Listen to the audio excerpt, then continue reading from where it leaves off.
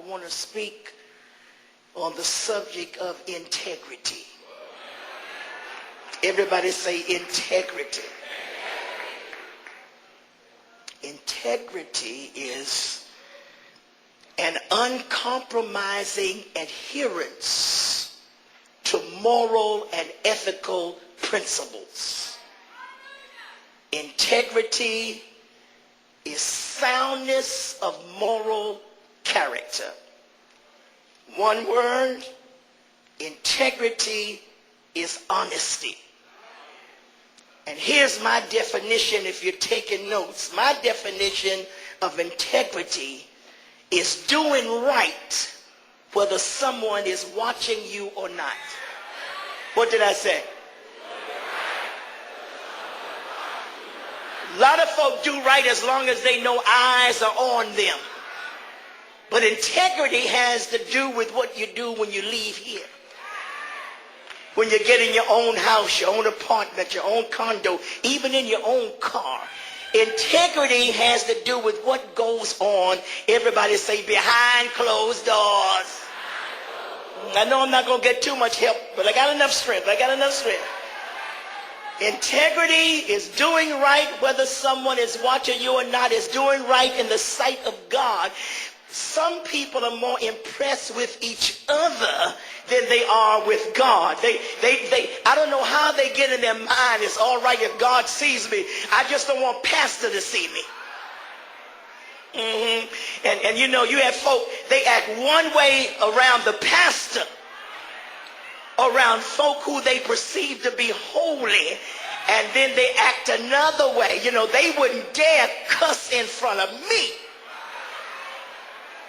But if they don't know you, they'll cuss you out. But integrity says not just in front of the pastor or you. I don't cuss in front of nobody. Can I work a little while with integrity?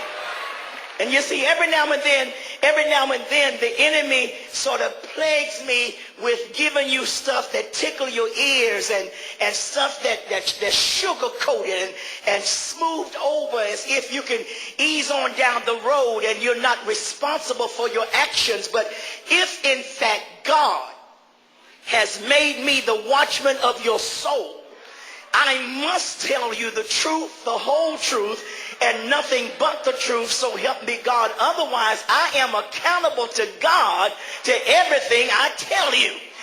Oh, yes, I am. Whether you receive it or not, I must put it on the table, and you cannot always have appetizers of fruit and jello.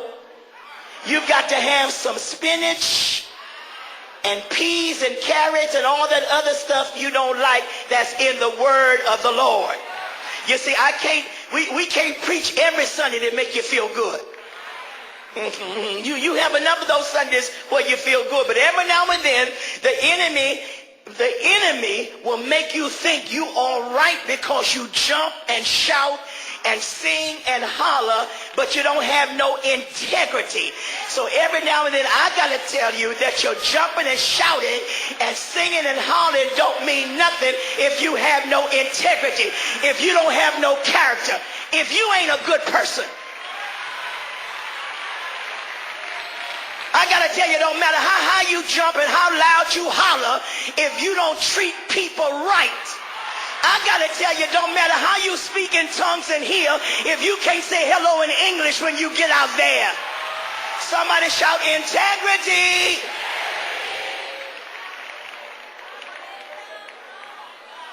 And I would hope that you have joined this church. Oh, it's just 10 after 12. I'm in good time. I hope you have joined this church because you want a leader that will tell you the truth. Now, there are pastors who drink liquor with their members. Yeah, they have cocktail parties, they have socials, you know. There are pastors who smoke cigarettes. I even heard of a few that get a little high just to keep their sermon going, you know. They got to snort a little. Oh, yeah, it's all type of folk. There are a whole lot of wolves dressed up like sheep. But you've got a pastor that every now and then God stirs me and say whether they like it or not, you got to preach this thing in season and out of season. It's no point in my telling you going to heaven, you going to heaven when you're living like hell. Somebody say integrity.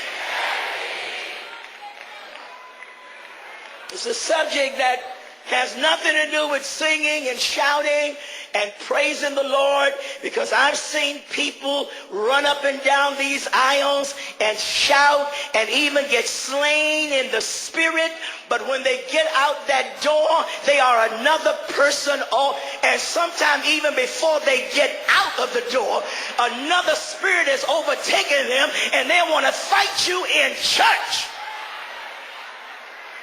Don't you be squinching and say, up in here. Yeah, up in here.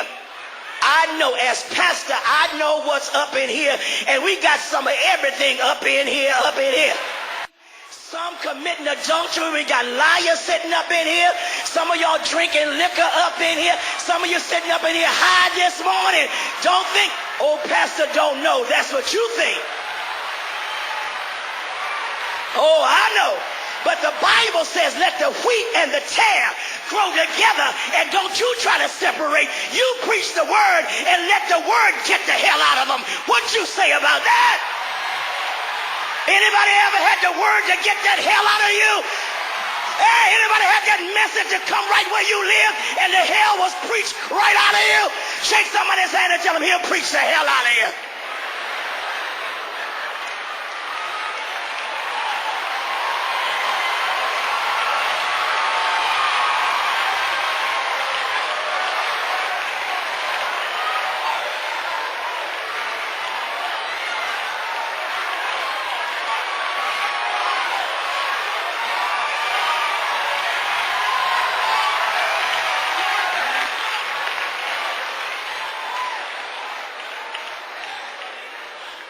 And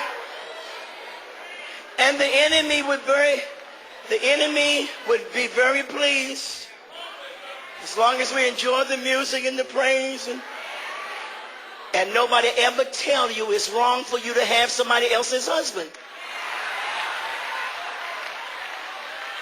He'd be very pleased if we just preach and have cute little sermons and nobody ever tell you that is another man's wife. So every now and then, you got to speak of matters of integrity. You know, a church like this, we preach every Sunday. I dare say 3,000, 3,500 people every Sunday when we combine 8 a.m. with 10:45. God said, throw that net out there. And when you throw the net out there, you drag in some of everybody. And in dragging in some of everybody, you have some that really want God. You have some that just playing with God, and some who don't know what they want. So every now and then the message has to hit all of us where we live. Integrity. I think my favorite example of integrity, you don't have to turn there, is Job, who was, all right, microphone, all right now.